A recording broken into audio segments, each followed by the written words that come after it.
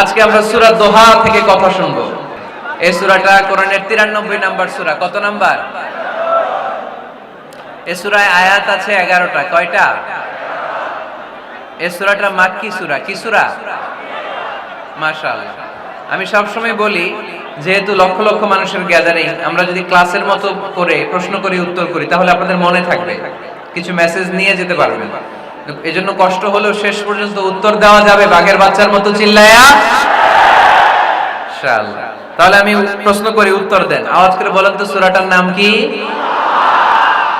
কত নাম্বার সূরা? আয়াত সংখ্যা কত? সূরাটা মাদানী সূরা। কি সূরা? মাশাআল্লাহ, মনে রাখছেন তো দেখি। এই সূরাটা একটা আশা জাগা নিয়ে সূরা। হতাশ ব্যক্তিদের জন্য এই সূরায় মেডিসিন আছে, প্রেসক্রিপশন আছে, আছে রেমেডি। এই সূরার সেন্ট্রাল থিম বা কেন্দ্রীয় আলোচ্য বিষয় হচ্ছে মুমিন কখনো হতাশ হয় না, মুমিন কখনো নিরাশ হয় না, মুমিন কখনো হাল ছেড়ে দেয় না, মুমিন ভরসা রাখে একজনের উপর। চিল্লায় বলতে হবে, তিনি কে? লা তাইয়াসু মির রাউহিল্লাহ ইন্নাহু লা ইয়াইয়াসু মির রাউহিল্লাহি ইল্লাল কওমুল কাফিরুন। সাইয়েদনা ইয়াকুব আলাইহিস সালাম তার ছেলেদেরকে বলেছিলেন, কলিজার টুকরা, আমার বাছাধনেরা, আল্লাহর রহমত থেকে নিরাশ হয়ো না। আল্লাহর দয়া, কৃপা, করুণা, মার্সি, ব্লেসিংস এন্ড বাউন্টিজ থেকে নিরাশ হয়ো না। কাফেররা ছাড়া আল্লাহর রহমত থেকে কেউ নিরাশ হয় না। মুমিন কখনো আল্লাহর রহমত থেকে নিরাশ হয় না। হ্যাঁ, মুমিনের জীবনে বিপদ আসে, ক্রাইসিস আসে, সংকট আসে। বিপদ নাই, সমস্যা নাই, পেরেশানি নাই, এরকম জীবন কারো আছে? কেউ দাঁড়ায় বলতে পারবেন, হুজুর আমার জীবনে কোনো বিপদ নাই, কোনো সমস্যা নাই? কেউ বলতে পারবেন? বিপদ, পরীক্ষা আল্লাহ আমাদেরকে দেয় পরীক্ষা করবার জন্য, ঠিক কি না?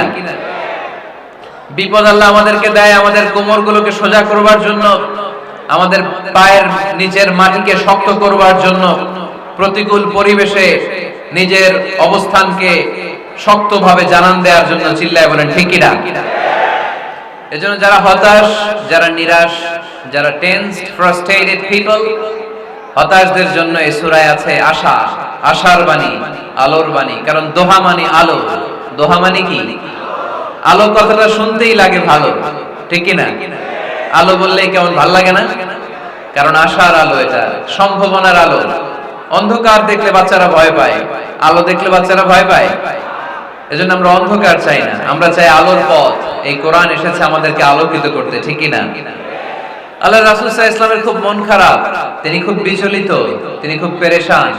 আল্লাহ রাসূল সাল্লাল্লাহু আলাইহি ওয়াসাল্লামের পেরেশানি দূর করার জন্য সান্ত্বনার বাণী হিসেবে আল্লাহ তাআলা এই সূরাটা আল্লাহ রাসূলের জন্য ডেডিকেট করে নাজিল করেছেন। চিল্লায় পড়েন সুবহানাল্লাহ।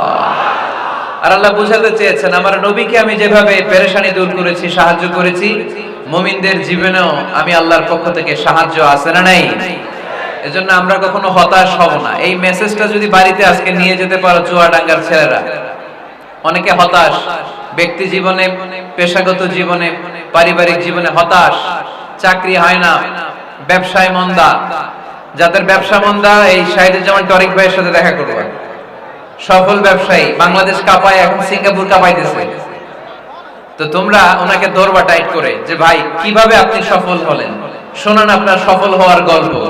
How to succeed in life, কিভাবে ব্যবসায় সফল হতে হয়, কিভাবে আইকন হতে হয়, শহীদ ভাইয়ের কাছ থেকে চুয়াডাঙ্গার ছেলেরা জেনে নিবা। মুমিন কখনো হতাশ হয় না। আজকের মাহফিল থেকে এতটুকু যদি এই জনসমুদ্র থেকে আমরা বাসায় নিয়ে যেতে পারি, যে আমরা কখনো হতাশ হব না, আমরা নিরাশ হব না, শেষ নিঃশ্বাস থাকা পর্যন্ত আমরা হাল ছেড়ে দিব না, আমরা ভরসা রাখবো সব সময় একজনের উপর। চিল্লায় বলতে হবে, তিনি কে? Every time you feel like you cannot go, you feel so lost that you are so alone. Every time you feel like you cannot go on, you feel so lost that you are so alone. Don't despair and never lose hope, 'cause Allah is always by your side, inshallah. ইনশাআল্লাহ ইনশাআল্লাহ you'll find your way ইনশাআল্লাহ ইনশাআল্লাহ ইনশাআল্লাহ you'll find your way পড়েন আল্লাহু আকবার। আমরা কখনো নিরাশ হই না, আমরা হতাশ হই না, আমরা ভরসা রাখি একজনের উপর, তিনি কে? আমরা জানি রাত যত গভীর হয় অন্ধকার তমানিসা ভেদ করে সুবহে সাদিক হয়। আমরা জানি গর্ভবতী নারীর যেদিন পেটের ব্যথা বেদনা বাড়তে থাকে ওই দিন নতুন মেহমান আগমনের সময় ঘনাতে থাকে। আমরা জানি বিশ্বাসীদের জীবনে কষ্ট দুঃখ যন্ত্রণা পরীক্ষা যত বাড়তে থাকে সুখের দিন কাছে আসতে থাকে। চিল্লায় বলো ঠিক কিনা? এজন্য আমরা হতাশ হব না, হাল ছেড়ে দিব না, শেষ নিঃশ্বাস ত্যাগ করা পর্যন্ত আমরা ভরসা রাখবো একজনের উপর, তিনি কে? আল্লাহ রাসূল সাল্লাল্লাহু আলাইহি ওয়াসাল্লাম হতাশ হলেন, পেরেশান হলেন, নবীর পেরেশানি দূর করার জন্য আল্লাহ তাআলা এই সূরাটা নাজিল করেছে। সুবহানাল্লাহ পড়ে। তাহলে এই সূরার কেন্দ্রীয় আলোচ্য বিষয় কি? এটা কি চুয়াডাঙ্গাবাসীদের কাছে ক্লিয়ার? Clear clear clear. এবার আমরা শুনবো এই সূরার একটা ব্যাকগ্রাউন্ড আছে, কোন প্রেক্ষাপটে এই সূরা নাজিল হলো। আল্লাহ রাসূল সাল্লাল্লাহু আলাইহি ওয়াসাল্লামকে আল্লাহ বলেন, ইয়া আইয়ুহার রাসূলু বাল্লিগ মা উনজিলা ইলাইক, নবী কোরআনে যা নাজিল করেছি সব আপনি পৌঁছে দিন, কিছু গোপন রাখা যাবে না। এই কোরআনের কোনো কিছু বিশ্বনবী গোপন রেখেছে? সবাই বলেন না কেন, গোপন রেখেছে নাকি সব প্রচার করে দিয়েছে? সব প্রচার করে দিয়েছে। হঠাৎ করে হেরা গুহায় বিশ্বনবীর কাছে নাজিল হলো ইকরা বিসমি রাব্বিকাল্লাযী খালাক খালাকাল ইনসানা মিন আলাক ইকরা ওয়া রাব্বুকাল আকরামুল্লাযী আল্লামা বিল কলম আল্লামাল ইনসানা মা লাম ইয়ালাম। পড়েন সুবহানাল্লাহ। আল্লাহ নাজিল করলেন, নবী পড়ো তোমার প্রভুর নামে যিনি সৃষ্টি করেছেন, তুমি যা জানতে না তা তোমার রব তোমারে শিখিয়েছেন, কলমের মাধ্যমে তোমাদেরকে জ্ঞান দিয়েছেন। সুবহানাল্লাহ। ইকরা বিসমি রাব্বিকাল্লাযী খালাক, read in the name of your lord who has created. পড়ো তোমার প্রভুর নামে। কোরআনের প্রথম বাণী পড়ো। কোরআনের প্রথম বাণী কি? সবাই বলেন, প্রথম বাণী কি? আল কোরআনের প্রথম বাণী পড়ো, আল হাদিসে নবীর কথা পড়ো। আল কোরআনের প্রথম বাণী পড়ো, আল হাদিসে নবীর কথা পড়ো। পড়ে পড়ে শেখো, শিখে শিখে তুমি তোমার নিজের জীবন গড়ো। সুবহানাল্লাহ। পড়ো, পড়ে পড়ে নিজের জীবন গড়তে হবে। নাজিল হলো ইকরা বিসমি রাব্বিকাল্লাযী খালাক, যা নাজিল হলো নবী প্রচার করে দিলেন। এরপরে আরেক সূরা নাজিল হলো ইয়া আইয়ুহাল মুযাম্মিল কুমিল লাইলা ইল্লা কালিলা, বিশ্বনবী প্রচার করে দিলেন। এরপরে নাজিল হলো ইয়া আইয়ুহাল মুদ্দাসসির কুম ফাআনজির, বিশ্বনবী প্রচার করে দিলেন। যাই প্রচার নাজিল হয় তাই তিনি প্রচার করে দেন, যাই নাজিল হয় তাই তিনি প্রচার করে দেন। এরকম চলতে থাকলো কিছুদিন, কিন্তু হঠাৎ করে আর কোন কোরআনের আয়াত নাজিল হয় না, ওহী আসা বন্ধ হয়ে গেল। ফলে নবীও নতুন কোন কথা মক্কার লোকদেরকে শোনাতে পারে না। মক্কার লোকেরা বলল, ঘটনা কি মুহাম্মদ, নতুন নতুন আয়াত এতদিন বলতো, এখন বলো না কেন? বলো। বিশ্বনবী বলতে পারেন, কারণ বিশ্বনবী কি মন গড়া কোনো কথা বলে? সবাই যদি বুঝে থাকেন উত্তর দেন, বিশ্বনবী কি মন গড়া কথা কোনোদিন বলেছে? রব্বুল আলামিন বলেন, ওয়া মা ইয়ানতিকু আনিল হাওয়া ইন হুয়া ইল্লা ওয়াহয়ুন ইউহা। আমার নবী মন গড়া কোনো কথা বলেন না। আমার পয়গম্বর মন মস্তিষ্ক কোনো প্রসূত কথা তোমাদের কাছে পেশ করে না। আকাশ থেকে জিব্রাইল মারফত যা তিনি শুনতে পান তা তিনি মক্কাবাসীদের কাছে পৌঁছে দেন। সুবহানাল্লাহ। তো নাজিল হতো, নবী পৌঁছে দিতেন। এখন বন্ধ, পৌঁছাতে পারে না। সাইয়েদনা জিব্রাইল আলাইহিস সালাম আর কোরআন নিয়ে আসে না। রাসূল সাল্লাল্লাহু আলাইহি ওয়াসাল্লাম নতুন কোনো কথা শোনাতেও পারে না। মক্কার লোকেরা হাসাহাসি শুরু করলো, হাততালি দিতে শুরু করলো, মুহাম্মদ তোমার আল্লাহ তোমারে বর্জন করেছে, তোমার আল্লাহ তোমারে ভুলে গেছে। নাউজুবিল্লাহ পড়তে পারলেন না? ইন্না মুহাম্মাদান ওয়াদাআহু রাব্বুহু ওয়া ক্বালা। এ মক্কার লোকেরা শোনো, মুহাম্মদের রব তো মুহাম্মদের ভুলে গেছে, মুহাম্মদের দিকে ফিরেও তাকায় না, আর নতুন কোন আয়াত পাঠায় না। আবু লাহাবের স্ত্রী উম্মে জামিল বলতে শুরু করলো, ইন্না শাইতানাকা কাদ তারাক, মুহাম্মদ তোমার কাছে যে একটা শয়তান আসতো জিবরাইল নামে, ওই শয়তানটা আর আসে না। না নাউজুবিল্লাহ পড়ে। সবাই টিটকারি করে। এখন রাসূল সাল্লাল্লাহু আলাইহি ওয়াসাল্লাম কিছু বলতেও পারে না, কারণ তিনি তো মন গড়া কিছু বলেন না, যা নাজিল হয় তা পৌঁছে দেন। রাসূল সাল্লাল্লাহু আলাইহি ওয়াসাল্লাম খুব পেরেশান হয়ে গেলেন, চিন্তায় পড়ে গেলেন, হতাশ হয়ে গেলেন। আর মনে মনে ভাবলেন, কি রে, আমি কোনো ভুল করলাম না তো? আমার কোনো অন্যায় হয়ে গেল না তো? এত অপেক্ষা করতেছি, আকাশের দিকে তাকিয়ে আছি, নতুন আয়াত আসে না কেন? আমি কবে নতুন আয়াত শোনাবো? কোন তাফসিরে এসেছে 15 দিন, কোথাও এসেছে 25 দিন, 40 দিন, কোথাও এসেছে কয়েক মাস আল্লাহ রাসূল সাল্লাল্লাহু আলাইহি ওয়াসাল্লামের কাছে কোরআনের আয়াত নাজিল করাকে বন্ধ রেখেছিল কে? নাজিল হয় না, তিনি কোরআনের আয়াত শোনাতেও পারেন না। আমরাও মাঝে মাঝে এরকম হতাশ হই, কি রে, ব্যবসা করলে লস, চাকরি হয় না, অসুস্থতা, মনে হয় আল্লাহ বোধহয় আমাদেরকে পছন্দ করে না, এরকম টেনশন আমাদেরও আছে না নাই? রাসূল সাল্লাল্লাহু আলাইহি ওয়াসাল্লাম যখন টেনশনে পড়ে গেলেন, আল্লাহ তাআলা এই সূরা নাজিল করার মধ্য দিয়ে আল্লাহ রাসূল সাল্লাল্লাহু আলাইহি ওয়াসাল্লামের টেনশন দূর করে দিলেন। চিল্লায়ে পড়েন সুবহানাল্লাহ। রাসূল সাল্লাল্লাহু আলাইহি ওয়াসাল্লামের পেরেশানি দূর করার জন্য আল্লাহ নাজিল করলেন, ওয়াদ-দুহা ওয়াল লাইলি ইযা সাজা মা ওয়াদ্দাআকা রাব্বুকা ওয়া মা ক্বালা। ওয়াদ-দুহা আলোর শপথ, ওয়াল লাইলি ইযা সাজা নিঝুম নিস্তব্ধ রাতের শপথ। সুবহানাল্লাহ পড়েন। প্রথমে আল্লাহ দুইটা কসম কাটলেন। কয়টা? দুইটা। প্রথমে দোহা, প্রভাতের সূর্য কিরণের শপথ, আলোর শপথ। এরপরে অন্ধকারের শপথ কাটলেন। আলোর শপথ দিয়ে আল্লাহ তাআলা ওহী আশাকে বুঝালেন, আর অন্ধকারের শপথ দিয়ে আল্লাহ ওহী না আশাকে বুঝালেন। আল্লাহ বুঝাতে চাইলেন, নবী, সব সময় আলো থাকলে ভাল লাগে না। 24 ঘন্টায় যদি সূর্যের আলো, এখনো সূর্যের আলো, সকালেও সূর্যের আলো, খালি আলো আর আলো, ভাল লাগবে? কথা বলেন না কেন? আবার 24 ঘন্টায় ঘুটঘুটে অন্ধকার, কোনো আলো টালো নাই, ভাল লাগবে? তার মানে জীবন চালাতে আলোরও দরকার, অন্ধকারেরও দরকার। বিশ্বনবীরে বুঝাতে চাইলেন, নবী, ওহী আসা যেমনি দরকার, মাঝে মাঝে ওহী বন্ধ রেখে আপনার একটু বিশ্রাম দেওয়া দরকার। সুবহানাল্লাহ পড়েন। সরকারি চাকরি যারা করেন, সপ্তাহে কয়দিন জব করেন? জোরে বলেন। 5 দিন। বাকি 2 দিন কি করেন? বিশ্রাম নেন, ছুটিতে থাকেন। 7 দিনে যদি কাজ করা লাগতো, ভাল লাগতো? কথা বলেন না কেন? ভাল লাগতো না। আবার 7 দিনে যদি ছুটি থাকতো, ভাল লাগতো না। তার মানে কাজেরও যেমনি দরকার, বিশ্রামেরও দরকার, ঠিক কি না? আল্লাহ বুঝাতে চাইলেন, নবী, কাফেরদের কথায় কান দিবেন না। ওরা বলে, আমি আপনারে ভুলে গিয়েছি। না না, কোশ্চিন কালেও না। আমি আপনারে কেমন করে ভুলে যাই? আপনি আমার বন্ধু। আমি ইচ্ছা করে ওহী নাজিল বন্ধ রেখে কিছুদিন আপনারে ছুটি দিলাম। আল্লাহর পক্ষ থেকে আমি আপনার জন্য বিশ্রামের ব্যবস্থা করে দিয়েছি।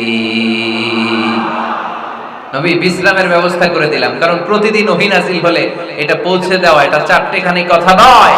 ওহীর বাণী, এটা কোনো মন্ত্রীর বাণী না। ওহীর বাণী, এটা কোনো প্রেসিডেন্টের বাণী না। ওহীর বাণী প্রধানমন্ত্রীর বাণী না। ওহীর বাণী রাজা বাদশার বাণী নয়। ওহীর বাণী আমাদের কাছে পাঠিয়েছে কে?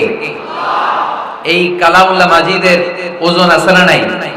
আল্লাহ বললেন, ইন্না সানুলকি আলাইকা কওলান সাকিলা।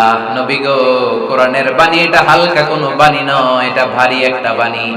এই বাণী যদি আমি সাগরে নাজিল করতাম, এই কোরআনের বাণী যদি আমি জঙ্গলে নাজিল করতাম, আর এই কোরআনের বাণী যদি আমি পাহাড়ের মধ্যে নাজিল করতাম, কোরআনের ভারে বড় বড় পাহাড়গুলো মুহূর্তের মধ্যে ভেঙে চুরে খান খান হয়ে যেত। লাউ আনজালনা হাযাল কুরআন আলা জাবালিন লারাআইতাহু খাশিআম মুতাসাদ্দিআম মিন খাশিয়াতিল্লাহ। নবী হে, এই কোরআনকে আপনার উপর নাজিল না করে যদি আমি হিমালয় পাহাড় মাউন্ট এভারেস্টের উপর নাজিল করতাম, আমেরিকার আলাস্কা মাউন্টেন রেঞ্জের উপর নাজিল করতাম, ইউরোপের আল্পস পর্বতমালায় নাজিল করতাম, আমি যদি বড় বড় তুর পাহাড়ের উপর নাজিল করতাম, আপনি দেখতেন কোরআনের ভারে পাহাড়গুলো ভেঙে চুরে খান খান হয়ে গিয়েছে। তার মানে কোরআনের ওজন আছে না নাই? কোরআনের বাণী কি পাতলা, হালকা না ভারী? সবাই বলুন, হালকা না ভারী? কতটা ভারী? রাসূল সাল্লাল্লাহু আলাইহি ওয়াসাল্লাম যখন ওটের উপর বসে থাকতেন, তখন কোরআনের আয়াত নাজিল হলে ওটের পা মাটির মধ্যে দেবে যেত। ঘোড়ার উপর যখন বসে থাকতেন, তখন কোরআনের আয়াত নাজিল হলে ঘোড়া মাটিতে বসে যেত। মাঝে মাঝে আল্লাহ রাসূল সাহাবীদের পায়ের উপরে মাথা রেখে ঘুমাতেন। সাইয়েদনা যায়েদ রাদিয়াল্লাহু তাআলা আনহুর পায়ের মধ্যে রানের মধ্যে মাথা রেখে বিশ্বনবী একবার ঘুমালেন। যায়েদ রাদিয়াল্লাহু তাআলা আনহু বলেন, অনেকক্ষণ বিশ্বনবী শুয়ে রইলেন, কিন্তু আমার কষ্ট হয় নাই, আমি টের পাই নাই। কিন্তু হঠাৎ বিশ্বনবীর উপর কোরআন যখন নাজিল হওয়া শুরু হয়ে গেল, আমার মনে হলো বিশ্বনবীর মাথার ওজন উহুদ পাহাড়ের সমান ভারী হয়ে গেছে। এতক্ষণ ধরে বিশ্বনবীর মাথার কোনো ওজন নাই। হঠাৎ যখন কোরআনের আয়াত নাজিল হতে লাগলো, দেখলাম বিশ্বনবীর মাথার ওজন এতটা বেড়ে গিয়েছে, আমার মনে হচ্ছে আমার পায়ের হাড় আর রান ফেটে মুহূর্তের মধ্যে খান খান হয়ে যাবে। তার মানে কোরআনের আয়াত সবসময় রিসিভ করা, ওহী সবসময় নেয়া এবং ওহীর বাণী পৌঁছে দেয়া, এটা সাধারণ কোনো কাজ নয়। সব সময় ওহী লাগাতার নাজিল হলে নবীর কষ্ট হয়ে যাবে।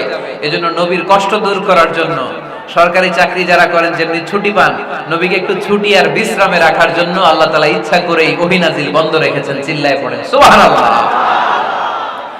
এজন্য আল্লাহ তাআলা নবীর আশ্বস্ত করে বললেন, নবী ওয়াদ-দুহা ওয়াল-লাইলি ইযা সাজা মা ওয়াদ্দা'আকা রাব্বুকা ওয়া মা ক্বালা ওয়ালাল আখিরাতু খায়রুল লাকা মিনাল উলা ওয়ালাসাউফা ইউ'তিকা রাব্বুকা ফাতারদা।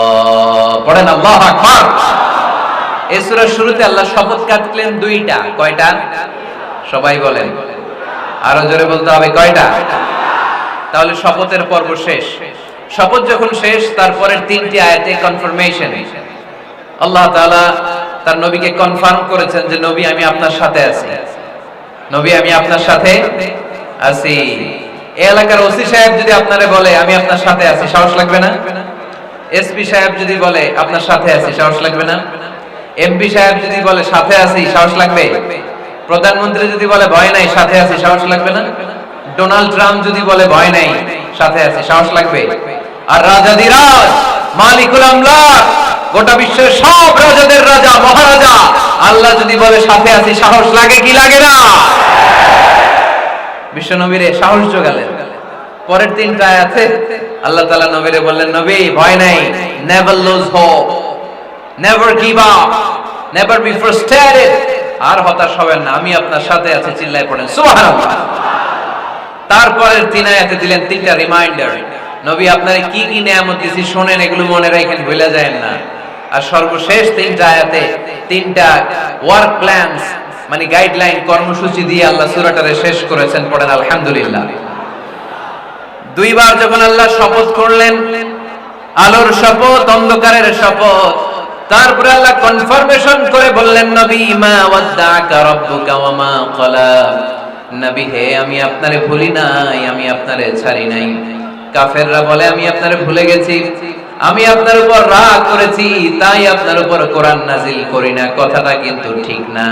আমি আপনারে ভালোবাসি, মহব্বত করি, ইচ্ছা করে আপনারে ছুটি দেওয়ার জন্য, কয়েকদিন বিশ্রামে রাখার জন্য ইচ্ছা করেই কোরআন নাজিল বন্ধ রেখেছি। মা ওয়াদ্দা'আকা রাব্বুকা ওয়া মা ক্বালা। কাফেরদের কথার জবাবে তিনি বলছেন, না আমি আপনারে ভুলি নাই, আমি আপনার সাথে আছি। সুবহানাল্লাহ পড়েন। সাথে আছে কে? আরো জোরে বলেন। রাস্তায় হঠাৎ অ্যাক্সিডেন্ট হয়ে গেছে, বাঁচাবে কে? বলতে হবে সাথে আছে কে? আমাদের সাথে আল্লাহ আছে। এরপর আল্লাহ বললেন, ওয়ালাল আখিরাতু খায়রুল লাকা মিনাল উলা। ও নবী, মক্কার জীবনে সাময়িক একটু কষ্ট আপনি সহ্য করেন, মদিনার জীবনে আপনার জন্য আনন্দ রেখেছে কে? আখিরাতে আপনার জন্য জান্নাতকে তৈরি রেখেছে কে? ওয়ালাল আখিরাতু খায়রুল লাকা মিনাল উলা। আরেকটা কনফার্মেশন, আরেকটা অ্যাসিউরেন্স, আরেকটা নিশ্চয়তার গ্যারান্টি নবী। Indeed, verily, hereafter is far better for you than this dunya. এই দুনিয়ার চেয়ে আখিরাত উত্তম, ঠিক কি না? আখিরাত আপনার জন্য তৈরি, এই দুনিয়ার জীবন আপনার আসল জীবন নয়। আসল জীবন হচ্ছে কবরের জীবন, ঠিক কি না? একদিন মাটির ভেতরে হবে ঘরে মন আমার, কেন বাঁধো দালান ঘর রে মন আমার, কেন বাঁধো দালান ঘর। প্রাণ পাখি উড়ে যাবে পিঞ্জর ছেড়ে, ধরা ধামে সবই রবে তুমি যাবে চলে, বন্ধু বান্ধব যত মাতা পিতা দ্বারা শত, বন্ধু বান্ধব যত মাতা পিতা দ্বারা শত, সবই হবে তোমার পরে। মন আমার কেন বান্ধ দালান ঘর, একদিন মাটির ভেতরে হবে ঘরে। মন আমার কেন বান্ধ দালান ঘর, ঠিক না? মাটির ঘর আসল ঘর। এই ছোট্ট 2 লাইনের নাশিদ, এই গানটাই আমাদের হেদায়েতের জন্য যথেষ্ট, তাই না? কত কষ্ট করে বিল্ডিং বানালাম, কত কষ্ট করে ফ্ল্যাট কিনলাম, কত দামি টাইলস দিয়ে আমার গোসলখানাটা বানালাম, কিন্তু আমার জীবনের শেষ গোসলটা কি আমার ওই গোসলখানায় হবে? চিল্লায় বলতে হবে, হবে। এজন্য আল্লাহ বললেন, ওয়ালাল আখিরাতু খায়রুল লাকা মিনাল উলা। ও নবী, দুনিয়ার জীবন আসল জীবন নয়, আসল জীবন হলো আখিরাতের জীবন, ঠিক কি না? কিন্তু আমরা পাগল হয়ে আছি কোন জীবনের জন্য? দুনিয়ার পিছনে। এই মরিচিকা, এই লোভ লালসা, এই ক্ষমতার দাপট, হ্যাঁ, এই সেলিব্রিটিজম, এই চোখ ধাঁধালো গ্ল্যামারাস লাইফের দিকে আমরা পাগলের মতো মরিচিকার পেছনে ছুটে বেড়াচ্ছি, আর আখিরাতের কথা আমরা বেমালুম ভুলে গিয়েছি, ঠিক কি না? এজন্য আল্লাহ বললেন, বাল তুসিরুনাল হায়াতাদ দুনিয়া ওয়াল আখিরাতু খায়রুন ওয়া আবকা। তোমরা দুনিয়ার জীবনকে বড্ড বেশি প্রাধান্য দাও, কিন্তু জেনে রেখো, মনে রেখো, দুনিয়া আসল নয়, আসল ঠিকানা হলো মুমিনের আখিরাত। 2 নম্বর কনফার্মেশন, ওয়াল আখিরাতু খায়রুল লাকা মিনাল উলা। নবী হে, আখিরাত আপনার জন্য রেডি। 3 নম্বর কনফার্মেশন, ওয়ালা সাউফা ইউতিকা রাব্বুকা ফাতারদা। নবী হে, অচিরেই এমন এমন জিনিস আমি আপনারে দেব, এগুলো পেয়ে আপনি খুশি হয়ে যাবেন। সুবহানাল্লাহ পড়েন। Verily I'm going to give you something that will make you happy. এমন এমন জিনিস আমি আপনার জীবনে দেব, এগুলো পেয়ে আপনি খুশি হবেন। নবী, আপনি হতাশ হবেন না, নবী আপনি নিরাশ হবেন না, নবী আপনি হাল ছাড়বেন না। আরে আমি তো আপনার সাথে আছি। সাথে আছে কে? বিপদে পড়লে বলবেন আমার সাথে আছে কে? রক্ষা করবে কে? বাঁচানোর মালিক একজন, চিল্লায় বলো তিনি কে? সাথে আছে কে? আমাদের সাথে থাকে কে? এটাই আমাদের ভরসা, এটাই আমাদের বিজয়ের মাধ্যম, বিজয়ের গোপনতম রহস্য। বলে সাউফা ইউতিকা রাব্বুকা ফাতারদা। নবী হে, অচিরেই এত এত জিনিস আমি আপনারে দেব, আপনি খুশি হয়ে যাবেন। সুবহানাল্লাহ পড়েন। যেখানেই নবীর মন খারাপ, সেখানেই আল্লাহ তাআলা এমন কিছু নবীকে হাজির করে দেন, ওইটা পেয়ে নবী খুশি হয়ে যায়। কারণ নবী হচ্ছেন আল্লাহর বন্ধু, হাবিবুল্লাহ। ইব্রাহিম আলাইহিস সালাম, উনি ছিলেন খলিলুল্লাহ। ইব্রাহিম আলাইহিস সালাম আল্লাহর কি ছিলেন? কথা বলেন, খলিলুল্লাহ। আর আল্লাহর রাসূল সাল্লাল্লাহু আলাইহি ওয়াসাল্লাম হাবিবুল্লাহ। খলিল মানেও বন্ধু, হাবিব মানেও বন্ধু। খলিল মানে এমন বন্ধু যেই বন্ধু আল্লাহরে খুশি করার জন্য কাজ করে, আর হাবিব মানে এমন বন্ধু যেই বন্ধুরে খুশি রাখার জন্য আল্লাহ নিজেই কাজ করে। আল্লাহ রাসূল সাল্লাল্লাহু আলাইহি ওয়াসাল্লাম হচ্ছেন হাবিবুল্লাহ। আল্লাহ রাসূল সাল্লাল্লাহু আলাইহি ওয়াসাল্লাম কি? হাবিবুল্লাহ। যেখানেই আল্লাহ রাসূল সাল্লাল্লাহু আলাইহি ওয়াসাল্লামের মন খারাপ, আল্লাহ রাসূল সাল্লাল্লাহু আলাইহি ওয়াসাল্লামের মন ভালো করে দেয় কে? আল্লাহ রাসূলের মন ভালো করে দেওয়ার দায়িত্ব স্বয়ং নিয়েছে কে? মক্কায় আল্লাহ রাসূল সাল্লাল্লাহু আলাইহি ওয়াসাল্লামের মন খারাপ। মক্কার দাওয়াতি কাজ বেগবান করার জন্য আল্লাহ রাসূল সাল্লাল্লাহু আলাইহি ওয়াসাল্লাম কেঁদে কেঁদে আল্লাহর কাছে দোয়া করলেন, আল্লাহ, মক্কার 2 জনের একজন যেন কালিমা পড়ে মুসলমান হয়ে যায়।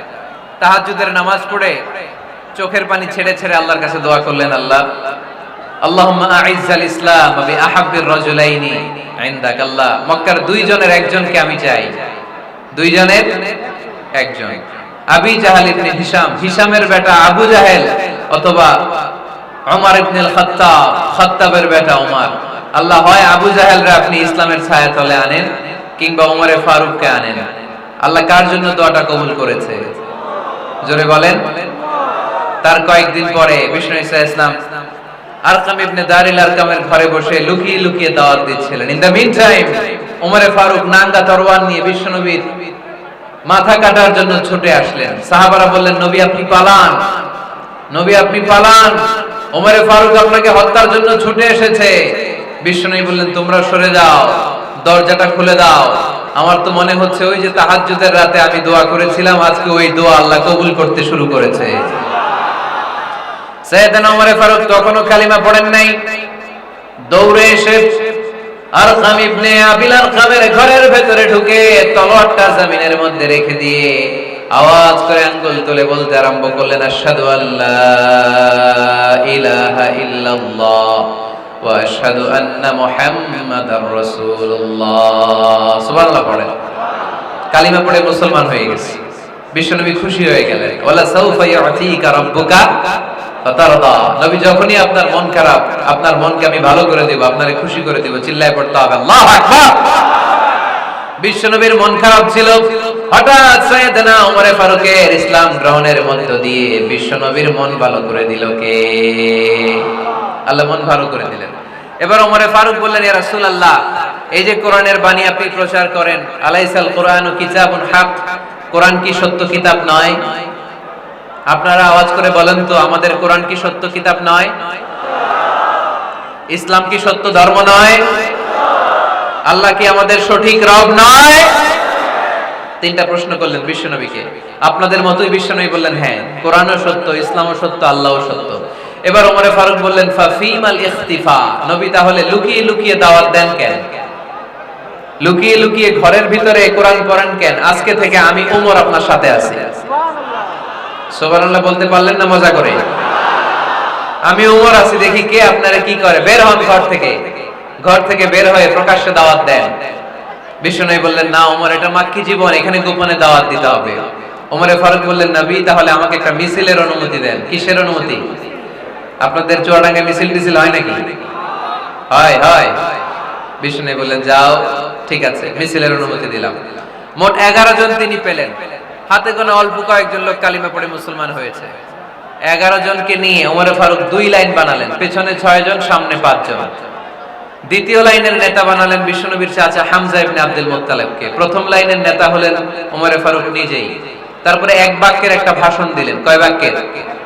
তিনি বললেন, মান আরাদা আন তাসকুলা উম্মুহু ইয়াতামা ওয়ালাদুহু তারমিলা যাওজাতুহু ফালিয়াসুদ্দানি।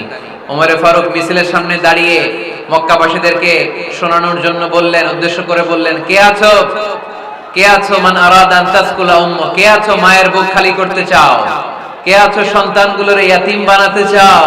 কে আছো মক্কায় স্ত্রীদেরকে বিধবা করতে চাও? বুকের পাটা থাকলে আমি ওমরের সামনে এসে দাঁড়াও। কেউ সামনে আসতে পারে নাই। ওমর ফারুক স্লোগান তুললেন, আল্লাহু আকবার, আল্লাহু আকবার, আল্লাহু আকবার। এই আল্লাহু আকবার স্লোগান আর কেউ শুনে নাই।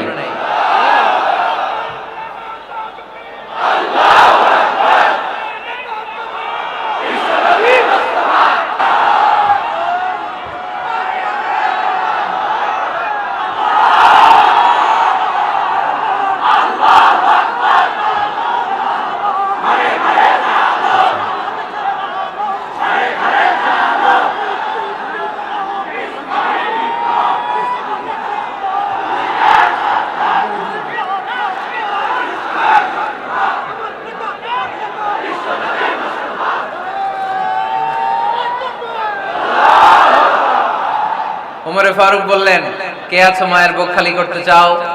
কে আছো সন্তানগুলোর ইয়াতিম বানাতে চাও? কে আছো স্ত্রীকে বিধবা বানাতে চাও? ফালিয়া সুদ্দানি, বুকের পাটা থাকলে সামনে এসে ঠেকাও। এই আল্লাহু আকবার স্লোগান শুরু করলেন। ওমর ফারুক বললেন, কাবা ঘর যে ধরবো, কাবা ঘর ধরার আগ পর্যন্ত কেউ ওমরের মিছিল থামাতে পারবে? হঠাৎ মিছিল শুনে আবু জাহেল বের হয়ে এলো, উতবা, শাইবা, ওয়ালিদ ইবনে মুগীরা, সব নেতা খাতারা বের হয়ে আসলো। এসেই দেখে মিছিলের সামনে ওমর। মিছিলের সামনে কে? ওমর ফারুককে দেখে সবগুলা দিছে দৌড়। মিছিল কেউ ঠেকাইতে পারে নাই। কাবার গিলাফ পর্যন্ত এই মিছিল চলেছে। চিল্লায়ে বলো আল্লাহু আকবার।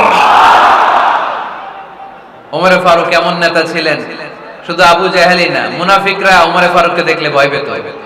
এমনকি শয়তান, ইবলিস শয়তান ওমর ফারুককে দেখলে আরেক রাস্তা দিয়ে হাঁটতো। আল্লাহ রাসূল বলতেন, মা সালাকা শাইতান সালিকান ফাজ্জান ইল্লা সালাকা ফাজ্জান গায়রা ফাজ্জিক। ওমর, শয়তান যদি তোমাকে এই রাস্তা দিয়ে আসতে দেখে, শয়তান এই রাস্তা রেখে দিয়ে আরেক রাস্তা দিয়ে হাঁটে।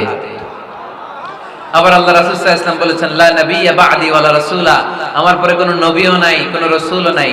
তবে লাউ কানা বাদি নবিয়্যুন লাকানা উমর, আমার পরে যদি নবী হওয়ার যোগ্যতা কারো থাকে আমার সাহাবী ওমরের সেই যোগ্যতা আছে। পড়েন সুবহানাল্লাহ।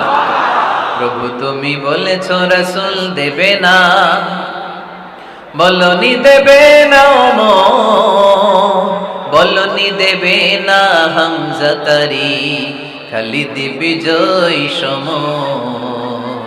প্রভু তুমি বলেছ রাসূল দেবে না, বলনি দেবে না ওমর, বলনি দেবে না হামজা তারি, খালিদ বিজয় সমর। প্রভু তুমি বলেছ রাসূল দেবে না।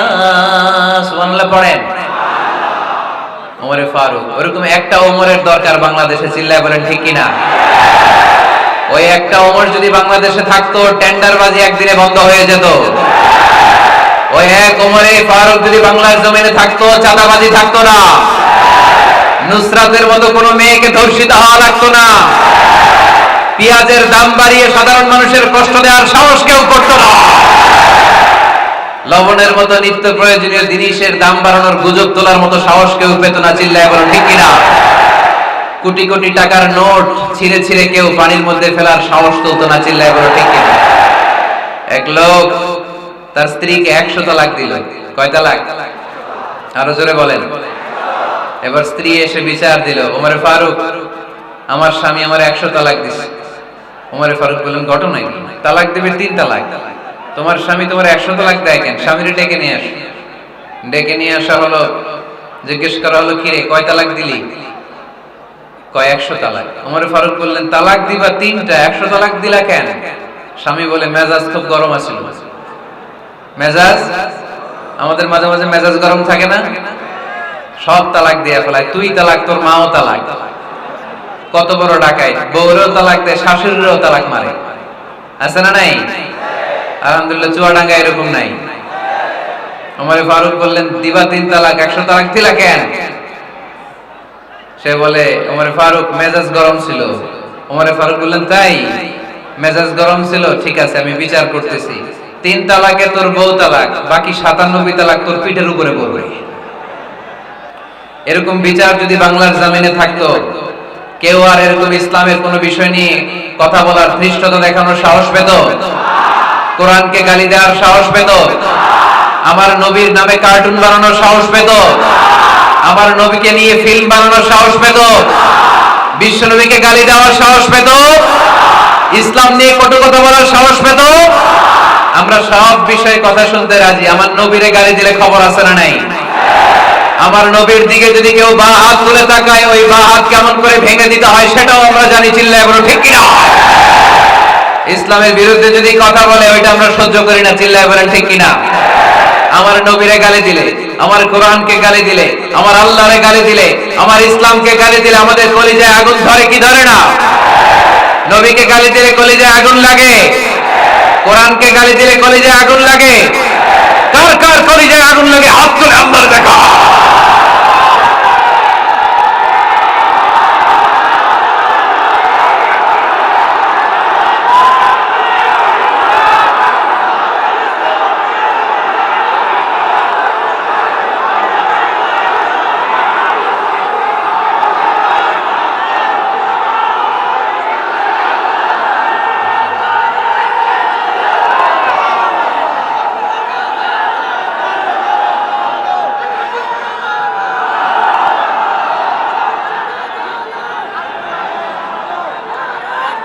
আমাদের এই উচ্ছ্বাস আল্লাহ রাসূলের ভালোবাসা, কোরআনের ভালোবাসা, ইসলামের ভালোবাসা, আল্লাহর জন্য ভালোবাসার এই উচ্ছ্বাস, এই সতেজতাকে আল্লাহ তুমি ইসলামের বিজয়ের জন্য কবুল করে নাও। আমরা একটা ওমরের অপেক্ষায়। চিল্লায় বলেন ঠিক কিনা? ওই ওমরের মতো একটা নেতা হলে বাংলাদেশ সোজা হয়ে যাবে। চিল্লায় বলেন ঠিক কিনা? ওই ইমাম মাহাদির অপেক্ষায় আমরা আছি। 7 বছরের ব্যবধানে, 9 বছরের ব্যবধানে গোটা বিশ্বকে সাম্য, মৈত্রী, ভালোবাসা দিয়ে তিনি এক করে ফেলবেন। চিল্লায় বলে ঠিক কিনা? আমরা সেই ইমাম মাহাদির অপেক্ষায়। একজন ওমরই পারে গোটা বিশ্বটারে শান্তি, সাম্য, মানবতা আর ভ্রাতৃত্বের বন্ধনে অটুট রাখতে।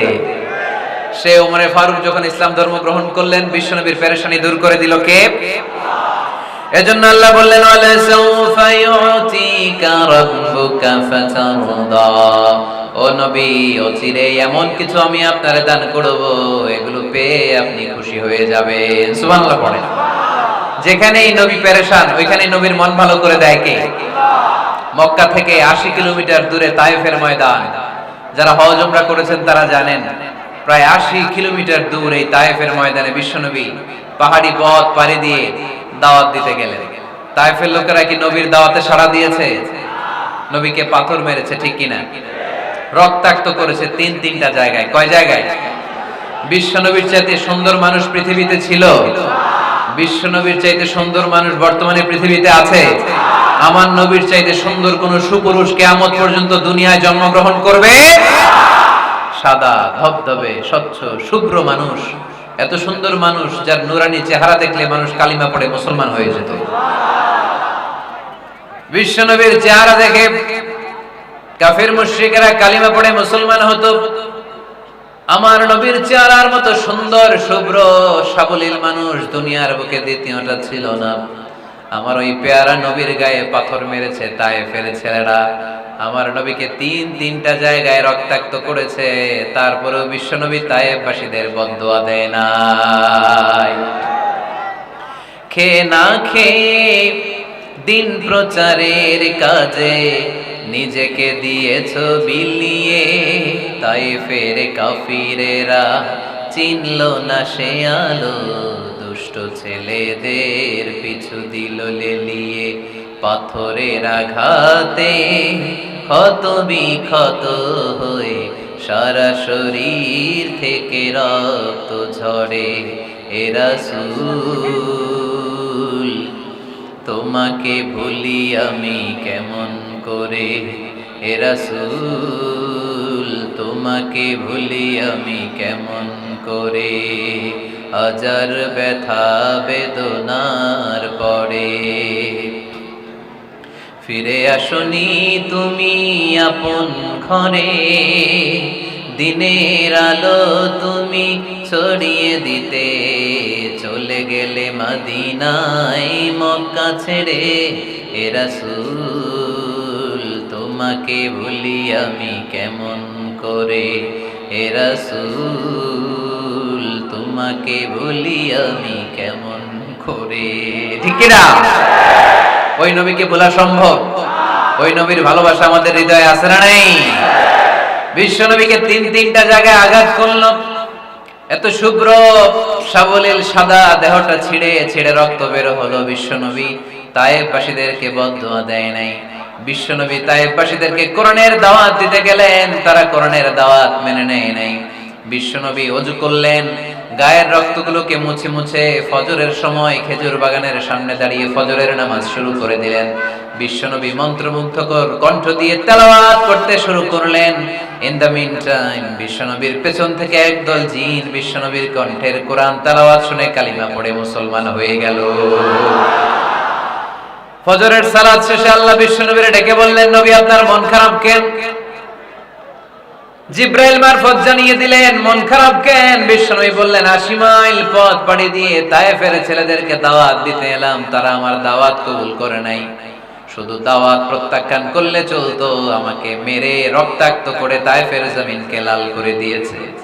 একটা ছেলে যদি কালিমা পড়তো আমার কলিজাটা ঠান্ডা হতো, আমার পরানটা ঠান্ডা হয়ে যেত। একটা ছেলেও কালিমা পড়ে নাই, পাথর মেরে আমারে রক্তাক্ত করেছে।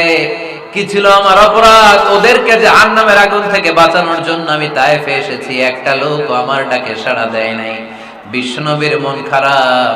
আল্লাহ ডেকে বললেন, নবী মন খারাপ করবেন না, হতাশ হবেন না। আপনি জানেন না, আপনি দেখেন নাই, আমি আল্লাহ দেখেছি। আপনি যখন দাঁড়িয়ে দাঁড়িয়ে ফজরের নামাজের তেলাওয়াত করছিলেন, আপনার সুমধুর কণ্ঠের তেলাওয়াত শুনে একদল জিন কালিমা পড়ে মুসলমান হয়েছে। ইন্না সামি'না কুরআনান আজাবা ইয়াহদি ইলার রুশদি ফাআমান্না বি।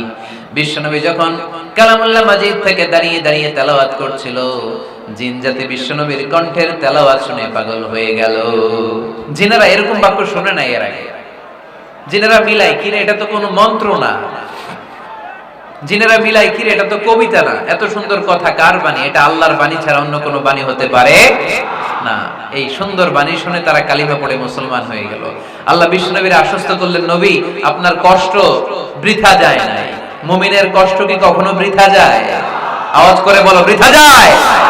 নবী আপনি দাওয়াত দিতে এসেছিলেন দৃশ্যমান এক জাতি, মানব জাতিকে, তায়েফের মানব জাতিকে দাওয়াত দিতে এসেছেন। ওরা দাওয়াত কবুল করে নাই তো কি হয়েছে? অদৃশ্য জাতি, জিন জাতি কালিমা পড়ে মুসলমান হয়ে গিয়েছে। ওয়ালা সাউফা ইউতিকা রাব্বুকা ফাতারদা। নবী অচিরেই এমন এমন সুসংবাদ আপনারে শোনাবো, আপনি খুশি হয়ে যাবেন। বিশ্বনবী যখন শুনলেন তায়েফবাসী কালিমা পড়ে নাই, কি হয়েছে? জিন জাতি তো পড়ছে। বিশ্বনবী আবার খুশি হয়ে গেলেন। সুবহানাল্লাহ পড়ে। এইভাবে বিশ্বনবীর মন খারাপ হলে বিশ্বনবীর মন ভালো করে দেয় কে? মক্কার জমিনে বিশ্বনবীকে হত্যার ষড়যন্ত্র করা হলো। বিশ্বনবী আর থাকতে পারলেন না। বিশ্বনবীকে আল্লাহ বললেন, নবী আপনার জন্য আর গ্রিন সিগন্যাল নাই, মক্কা থেকে আপনাকে চলে যেতে হবে মদিনায়। আপনি চলে যান, আপনার বন্ধু আবু বকরকে নিয়ে হিজরত করে চলে যান। বিশ্বনবী চলে যাচ্ছিলেন আর মক্কার দিকে তাকিয়ে চোখের পানি ছাড়ছিলেন আর বলছিলেন, মক্কা তো হাব্বুল বিলাদ ইলাইয়া, মক্কা আমার কাছে সবচাইতে শ্রেষ্ঠ শহর। লাউলা উখরিজতু লামা খারাজতু মিনহা, মক্কা থেকে যদি আমারে বের করে দেয়া না হতো আমি মক্কা থেকে বের হতাম না। রাসূল সাল্লাল্লাহু আলাইহি ওয়াসাল্লাম মদিনায় চলে গেলেন। রাসূল সাল্লাল্লাহু আলাইহি ওয়াসাল্লাম বললেন, মক্কা থেকে যদি আমারে বের করে দেয়া না হতো আমি বের হতাম না। চোখের পানি ছাড়লেন। মাতৃভূমি ছেড়ে চলে যেতে হবে। আপনাদের জেলার নাম কি? আরো জোরে বলেন। চুয়াডাঙ্গারে বেশি পছন্দ করেন না বোধহয়, এজন্য আওয়াজটা জোরসে হয় নাই। আপনাদের প্রাণের জেলার নাম কি? চুয়াডাঙ্গা। জোর করে যদি চুয়াডাঙ্গা থেকে বের করে আপনারা সিলেটে পাঠিয়ে দেয়, ভালো লাগবে? বিশ্বনবীকে মক্কা থেকে মদিনায় পাঠিয়ে দেয়া হলো। জন্মভূমি ছেড়ে বিশ্বনবী মদিনায় যাচ্ছেন, মনটা খুব খারাপ। প্রথম যখন মানুষ বিদেশে যায় এয়ারপোর্টে কাঁদে না? এয়ারপোর্টে গেছেন আপনারা? আহা, পরিবার পরিজনদেরকে কেঁদে কেঁদে অশ্রু সিক্ত নয়নে বিদায় দেয়। বিশ্বনবী চোখের পানি ছেড়ে মক্কাকে বিদায় জানায়। মন খুব খারাপ, কিন্তু মদিনায় যেয়ে দেখে এলাহি কাণ্ড।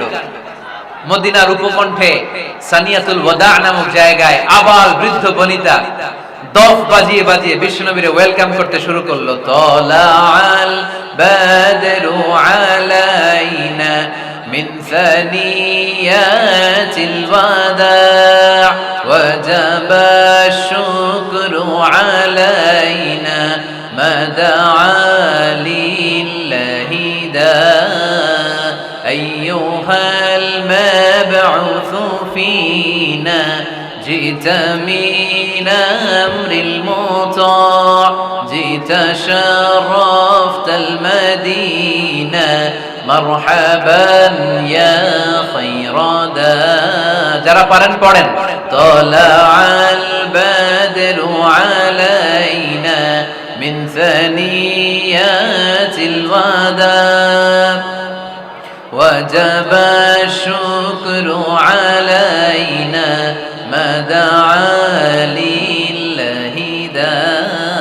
পড়েন না আল্লাহু আকবার। এই বিশাল জনসমুদ্র দেখে তলাল বাদরু আলাইনা দফ বাজাতে বাজাতে নবীকে ওয়েলকাম এন্ড রিসেপশন দেয়া হলো।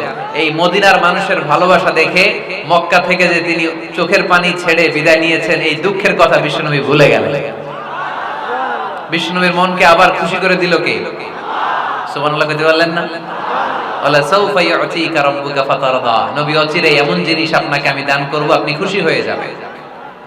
আবার বিশ্বনবী শুনতে পেলেন ওনার আগের পয়গম্বরদের বয়স ছিল কারো 1000 বছর, কেউ হায়াত পেত 2000 বছর, কেউ পেত 1500 বছর। তাদের উম্মতের মধ্য থেকে কেউ বাঁচত 800 বছর, 700 বছর। বিশ্বনবী মনে মনে দুঃখ পেতে শুরু করলেন, হায় হায়, আমার উম্মতের গড় বয়স এত কম। আগের উম্মতেরা হায়াত পেয়েছে বেশি, ইবাদত করার সুযোগও পেয়েছে বেশি। আমার গুনাহগার উম্মতেরা হায়াত পাবে কম, তাই ইবাদতের সুযোগও তাদের কম। ঠিক কি না? আল্লাহ রাসূল সাল্লাল্লাহু আলাইহি ওয়াসাল্লাম ফরমান, আ'মার উম্মতি মা বাইনা 60 ইলা 70।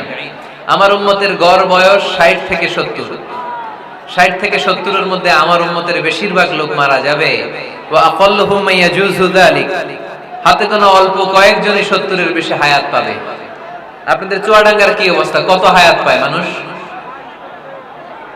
80 বছর বয়স পেয়েছেন এরকম কেউ আছে নাকি আজকের মাহফিলে? 80 80 বছরের মুরব্বী কেউ আছেন? নাই। 70 বছর হায়াত পেয়েছেন কেউ আছে? হ্যাঁ আছে আছে। 60 বছর বয়স আছে? 60 বছর আছেন। 50 আছে কার কার থেকে? 50? টরিক ভাইয়ের বয়স কত? শহীদ ভাই বয়স কত চলে? 50। মাশাআল্লাহ, আরো 50 বছর আল্লাহ বাঁচায় রাখে। সবাই পড়ি আমিন। তো রাসূল সাল্লাল্লাহু আলাইহি ওয়াসাল্লাম চিন্তিত হলেন, হায়রে আগের উম্মতেরা হায়াত পাইতো 1000 বছর, 1500 বছর, আমার উম্মত 60 থেকে 70 এর মধ্যে সব মরে যাবে, ওরা ইবাদত করার সুযোগ পেয়েছে বেশি, আমার উম্মতের কি হবে? সুবহানাল্লাহ কইবেন না? কি দরদ আমাদের জন্য, কি মায়ার নবী, কি দয়ার নবী। আমার নবীর চাইতে দয়ালু মানুষ পৃথিবীতে ছিল? আমার নবীর চাইতে বিশ্বস্ত মানুষ পৃথিবীতে আছে? আহমদ বড় বিশ্বস্ত, সে কোন বন্ধু বলো বেশি বিশ্বস্ত, সে কোন বন্ধু বলো বেশি বিশ্বস্ত, কার কাছে মন খুলে দেয়া যায়, কার কাছে প্রাণ খুলে দেয়া যায়, হওয়া যায় অতি আশ্বস্ত, তার নাম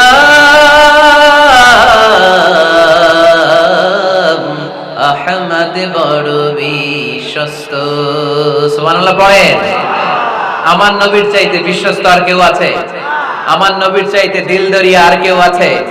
আমার নবীর চাইতে দয়ালু কোন মানুষ পৃথিবীর জমিনে আছে? ওমা আরসালনাকা ইল্লা রাহমাতাল লিল আলামিন, I have sent you as a mercy for the entire universe. নবী হে, আমি গোটা বিশ্বের জন্য আপনাকে রহমত করে প্রেরণ করেছি। চিল্লায়ে পড়েন সুবহানাল্লাহ। আবার বিশ্ব নবী ফরমান, লিকুল্লি নাবিয়্যিন দাওয়া মুস্তাজাবা, দুনিয়ার সব নবীকে আল্লাহ একটা করে বিশেষ দোয়া করার সুযোগ দিয়েছে। এই দোয়াটা করার সাথে সাথে এই দোয়াটা আল্লাহ কবুল করে নিয়েছে। আর দুনিয়ার বুকে যত নবী এসেছিল সব নবীরা তাদের দোয়াটা দুনিয়ায় শেষ করে ফেলেছে।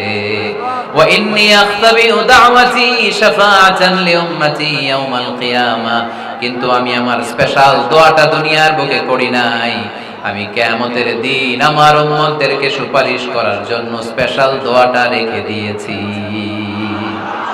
আমার নবী দোয়াটা রেখে দিয়েছে আমার জন্য, আপনার জন্য, আমাদের জন্য। বিশ্বনবী দোয়াটা করে নাই। সব নবী আল্লাহর পক্ষ থেকে কয়টা দোয়া পাইছে স্পেশাল?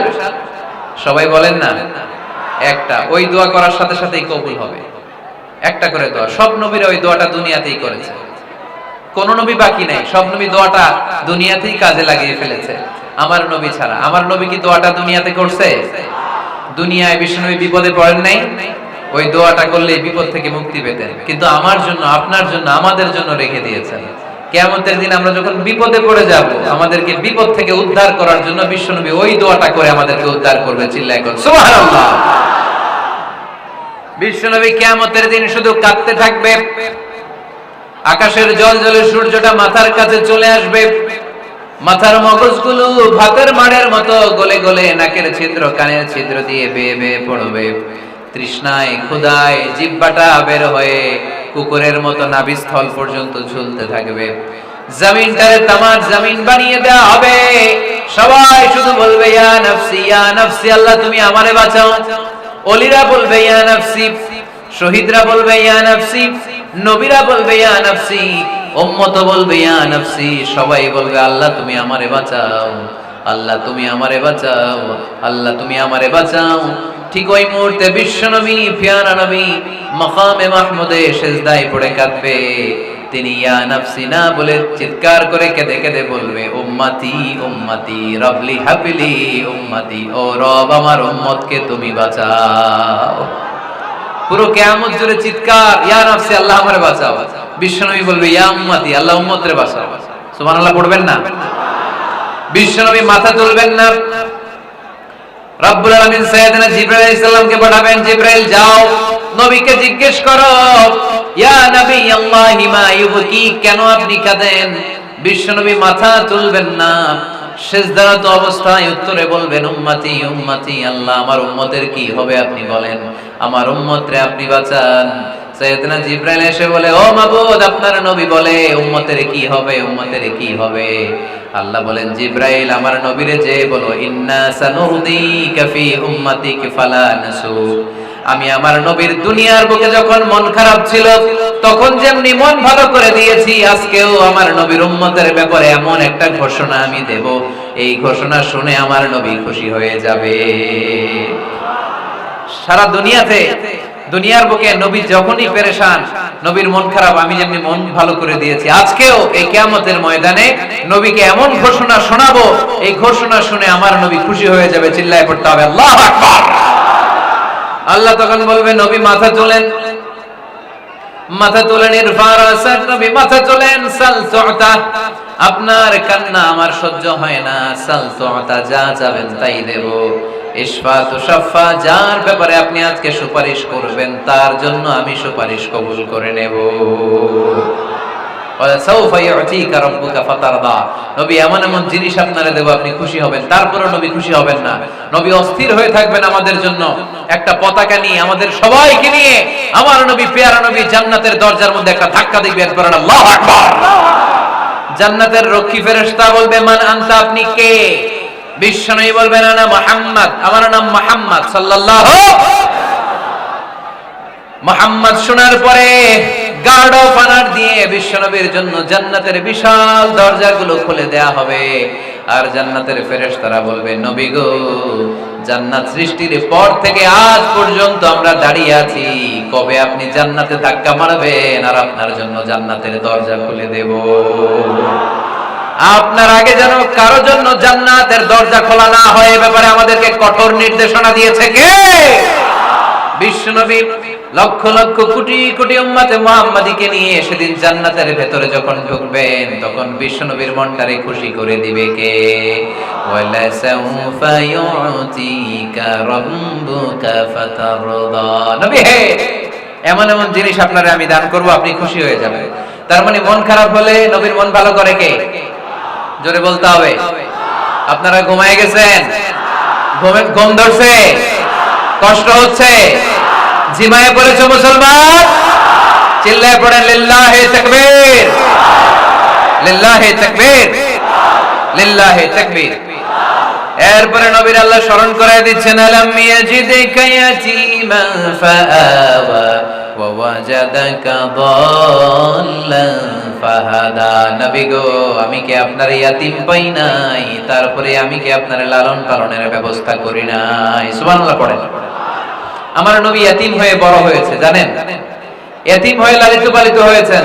তিনি যখন মায়ের পেটে, বিশ্বনবীর বাবাকে নিয়ে গিয়ে তুলে নিয়েছে কে? 6 বছর বয়সে মাকে তুলে নিল কে?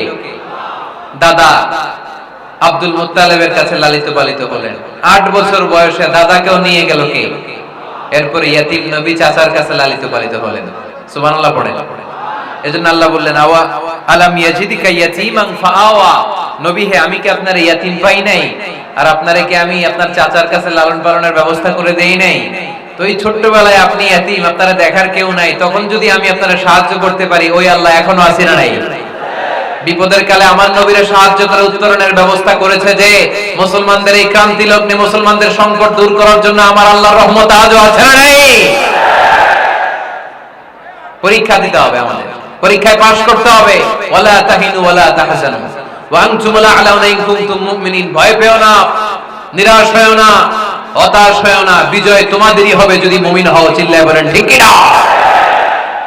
আলাম ইয়াজিদকা ইয়াতীমান ফাআওয়া, নবী আপনার ইয়াতীম হিসেবে পেয়েছি, তখন আপনারে আশ্রয় দিয়েছি। তারপরে আল্লাহ বললেন, ওয়া ওয়াজাদাকা দাল্লান ফাহাদা, আপনারে আমি দল্লান হিসেবে পেয়েছি, তারপরে রাস্তা দেখিয়েছি। আপনি রাস্তা খুঁজছিলেন। দল্লান শব্দের অর্থ গোমরা, পথহারা, কিন্তু রাসূল সাল্লাল্লাহু আলাইহি ওয়াসাল্লামের ক্ষেত্রে এই অর্থ করা যাবে না। আমার নবী গোমরা ছিলেন না, আমার নবী পথভ্রষ্ট ছিলেন না। যদিও অফিশিয়ালি আমার নবী 40 বছর বয়সে নবী হয়েছেন, কিন্তু 40 বছরের আগের জীবনীটাও আমাদের জন্য অনুপম আদর্শ আর নমুনা। চিল্লায় বলেন ঠিক কি না? 40 বছর আগেও নবী সত্য কথা বলতেন। 40 বছর আগে তিনি দান করতেন।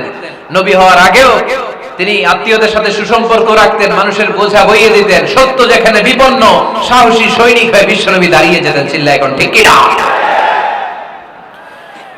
এজন্য আল্লাহ বলেন ওয়াজাদাকা দাল্লান ফাহাদা, নবী আপনি পথ খুঁজছিলেন, আমি আপনারে পথ দেখিয়েছি। আমাদেরকে পথ দেখায় কে? রাসূল সাল্লাল্লাহু আলাইহি ওয়াসাল্লাম মহাসত্যের অনুসন্ধান করছিলেন। দল্লাল অর্থ এখানে পথ হারা পথিকের মতো আপনি খুঁজছিলেন, কই যাবেন, ডানে না বায়ে। মাঝে মাঝে আমাদের এরকম হয় না, চুয়াডাঙ্গা থেকে কুষ্টিয়া কি এই রাস্তায় যায় না এইটাই যায়, বুঝতে পারতেছি না তো।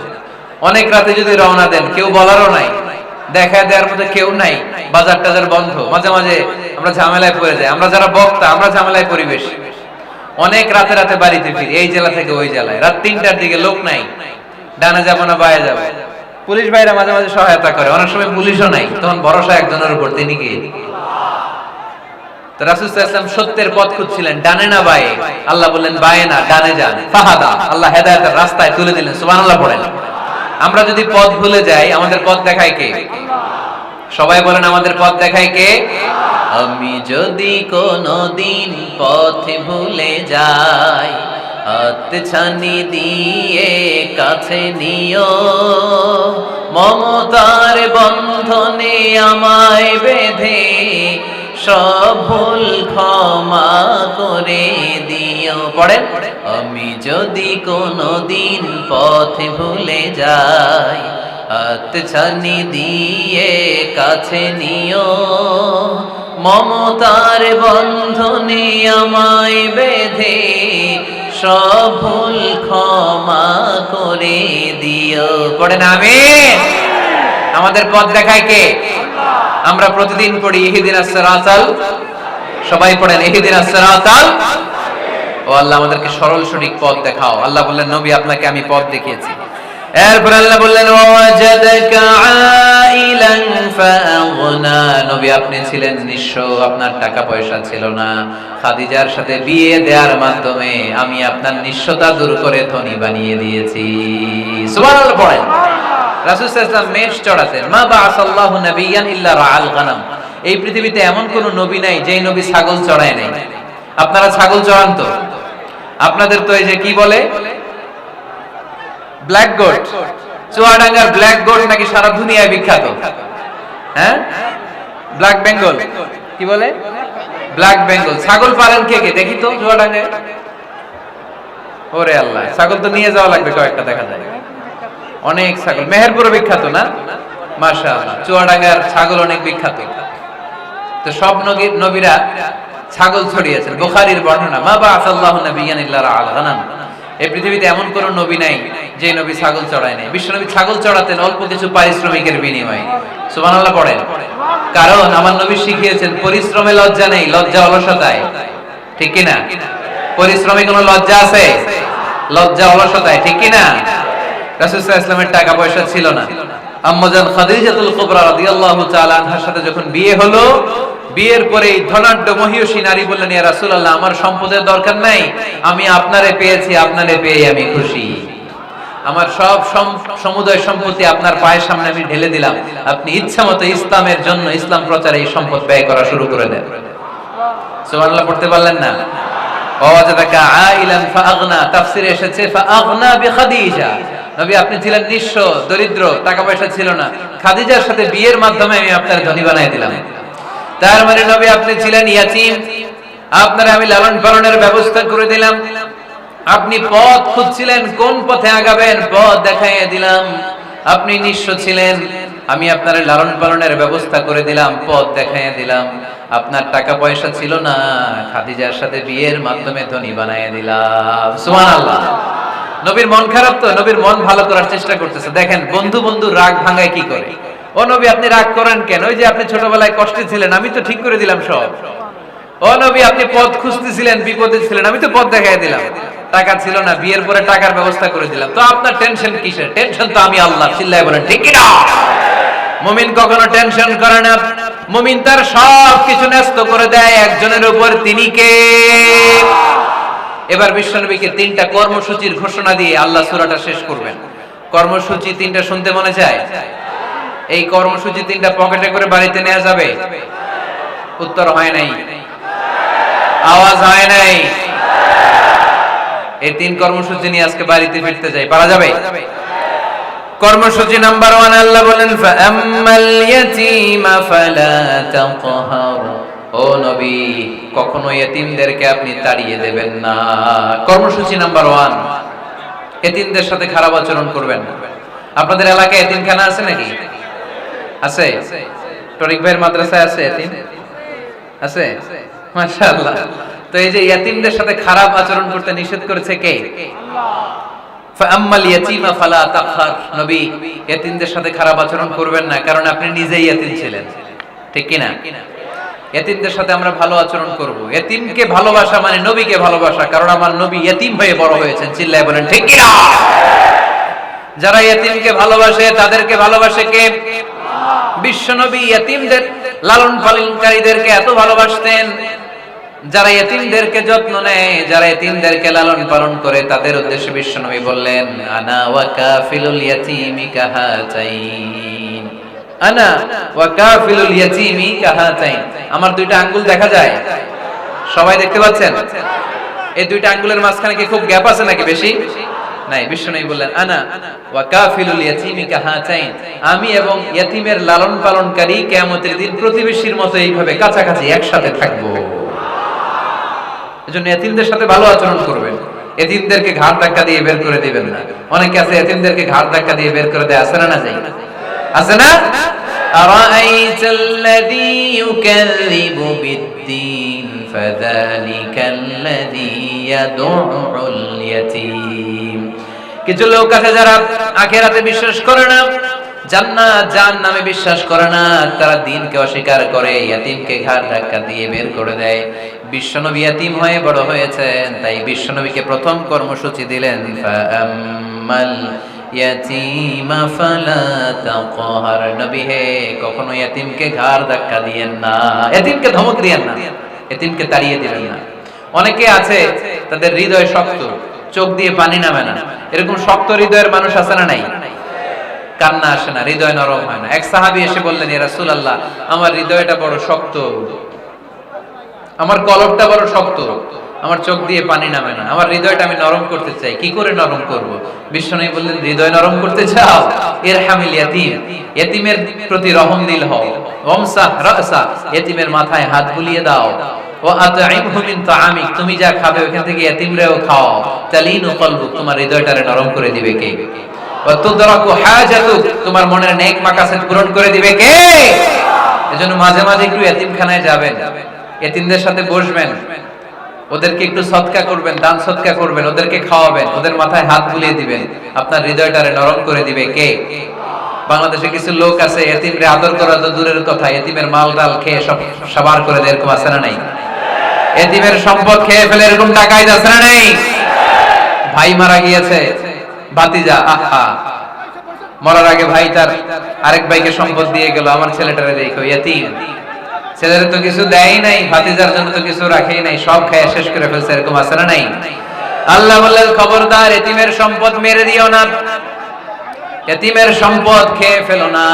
যারা ইতিমের সম্পদ অন্যায় ভাবে খাও, তারা পেটে ইতিমের সম্পদ ঢুকাও নাই, জাহান্নামের আগুন পেটে ঢুকিয়েছো, ঠিক কি না? আল্লাযীনা ইয়াকুলুনা আমওয়ালাল ইয়াতামা যুলমান ইন্নামা ইয়াকুলুনা ফী বুতুনিহিম নারা ওয়া সায়াসলাউনা সাঈরা। যারা ইতিমের সম্পদ অন্যায়ভাবে খায়, তারা ইতিমের সম্পদ খায় নাই, খেয়েছে জাহান্নামের আগুন। কার কথা? আরো জোরে বলেন, কার কথা? এজন্য আমরা ইতিমের সাথে খারাপ আচরণ করব না। চুয়াডাঙ্গার সম্পদশালী ভাইয়েরা ইতিমের সাথে ভালো আচরণ করেন, ইতিমের মাথায় হাত বুলিয়ে দেন, ইতিমকে খাওয়ান। ইতিমরে ভালোবাসা মানে আমার নবীরে ভালোবাসা, কারণ আমার নবী ইতিম ছিলেন, ঠিক কি না? প্রথম কর্মসূচি ইতিমদের যত্ন নিও।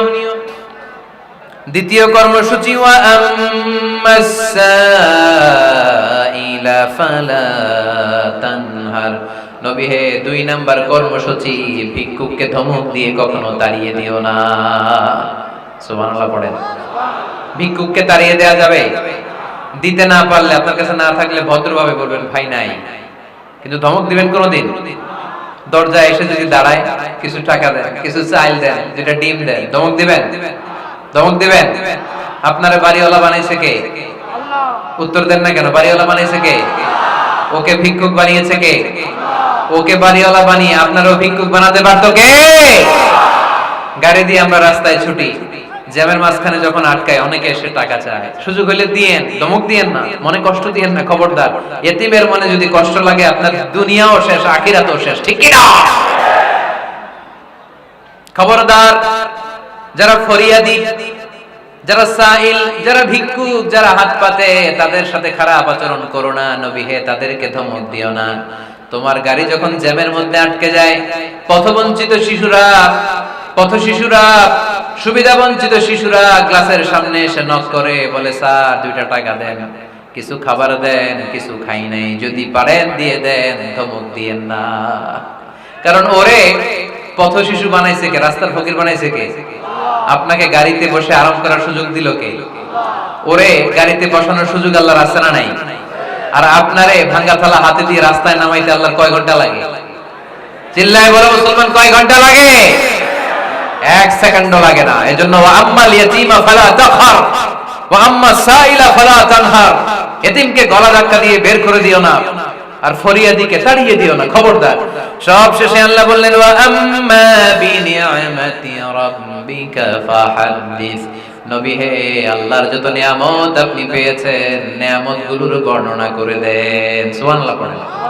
ওয়া আম্মা বিনিআমাতি রাব্বিকা ফাহাদ্দিস, আপনার রবের দেয়া নিয়ামতের বর্ণনা করেন। আল্লাহ যে নিয়ামত দিয়েছে এটা বর্ণনা করলে দোষ নাই। আল্লাহ আপনারে টাকা দিয়েছে, আপনি শুকরিয়া করেন আর বলেন আলহামদুলিল্লাহ আল্লাহ দিয়েছে আমারে, এটাতে কোনো গুনাহ আছে?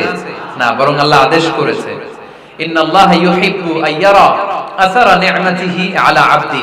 আল্লাহ তাআলা তার বান্দাকে কি নিয়ামত দিল তার একটা নমুনা আল্লাহ তার বান্দার মধ্যে দেখতে চায়। আপনি কোটি টাকার মালিক, আপনি ছিঁড়া কাপড় পরতে পারবেন?